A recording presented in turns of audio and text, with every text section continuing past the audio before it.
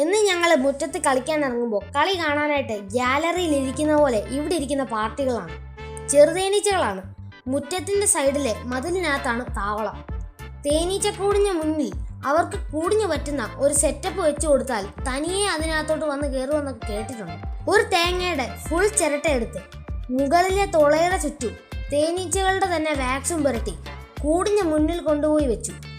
ആദ്യം 1-2 പേര് ഇതിനകത്ത് കയറിയെങ്കിലും പിന്നെ ആരും വഴിതെറ്റിപ്പോലും നമ്മുടെ കൂട്ടിനകത്തോട്ട് കയറാതിരിക്കാൻ വേണ്ടിയിട്ട് അവർ തന്നെ വാക്സ് വെച്ച് ചിരട്ടയുടെ ഹോൾ അടച്ചു.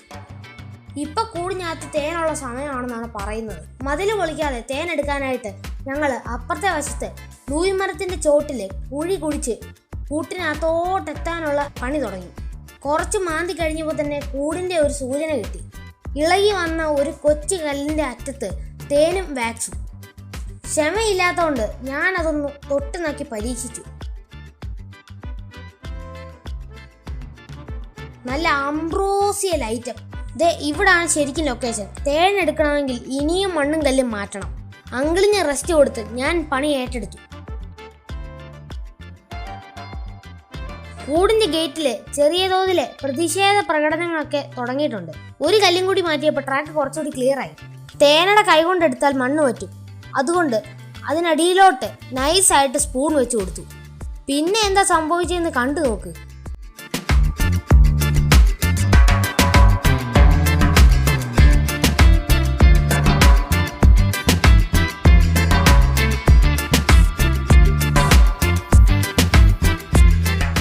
കൂട്ടിനകത്തുനിന്ന് മാറ്റിയ കല്ലുകളിൽ തേനീച്ചയുടെ മുട്ടയും പൂമ്പൊടിയും ഒക്കെ ഉണ്ടായിരുന്നു.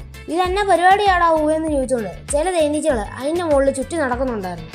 ഒരു കല്ലിലുണ്ടായിരുന്ന അടയിൽ നിന്ന് അങ്കിളിന്റെ കയ്യിലോട്ട് തേൻ വീഴുന്നുണ്ടോ. കൂട് കല്ലിന്റെ മണ്ണിന്റെ ഇടയിലായതുകൊണ്ട് കുറെ തേൻ മണ്ണിനകത്ത് പോയി. കൂട് മൊത്തം നമ്മൾ ഇളക്കി കേട്ടോ. പാവങ്ങൾ കഷ്ടപ്പെട്ട് കൊണ്ടുവന്ന പൂമ്പൊടിയാണ്. പ്രാക്ക് കിട്ടുമായിരിക്കും, എന്നാലും നമുക്ക് തേൻ എടുക്കണമല്ലോ. എല്ലാം നമ്മുടെ ചിരട്ടയ്ക്കകത്താക്കി ആ കൂടിന് മുന്നിൽ കൊണ്ടുപോയി വീണ്ടും വെച്ചിട്ടുണ്ട്. ഇതൊക്കെയാണെങ്കിൽ റാണിയേച്ചയെ നമ്മൾ കണ്ടുപിടിച്ചിട്ടില്ല കേട്ടോ. അതുകൊണ്ട് നമ്മുടെ ചിരട്ടയില് അവന്മാർ വന്ന് കയറുന്ന കാര്യം ഇപ്പോഴും ഡൗട്ടാണ്. പിന്നെ വീട്ടിൽ ഇരുന്ന പഴയ ഒരു കെറ്റിലെടുത്ത് അതിനകത്ത് കുറെ വാക്സ് ഒക്കെ പുരട്ടി അടച്ച് കമഴ്ത്തി വെച്ച് കല്ലും മണ്ണും ഒക്കെ ഇട്ട് മൂടി. ചുമ്മാ ഒരു പരീക്ഷണം. അതിന്റെ വെള്ളം ഒഴിക്കുന്ന ഹോളിൻ്റെ അകത്തോടി തേനീച്ചയ്ക്ക് വേണേ കയറാം, പക്ഷെ കയറുമെന്ന് ഉറപ്പൊന്നുമില്ല. കിട്ടിയ തേൻ നമുക്കൊന്ന് അരിച്ചെടുക്കണം. അതിനായിട്ടൊരു ഗ്ലാസ് എടുത്ത് അതിന്റെ മുകളിൽ ഒരു വെള്ളത്തൂവാല സെറ്റാക്കി പിന്നെ അടയൊക്കെ മാറ്റിയിട്ട് തേൻ അതിൻ്റെ അകത്തോട്ട് ഒഴിച്ചു. കുറെ നേരം ഇരുന്ന് തുള്ളി തുള്ളിയായിട്ട് കുറച്ച് തേൻ ഗ്ലാസ്സിൽ വീണു. അതൊരു സ്പൂണിൽ കോരി നാവി വെച്ചപ്പോ ഹോ എന്റെ പൊന്നോ, അംബ്രോസിയൽ എന്ന് പറഞ്ഞാ ഉണ്ടല്ലോ, 1-1.5 അംബ്രോസിയൽ.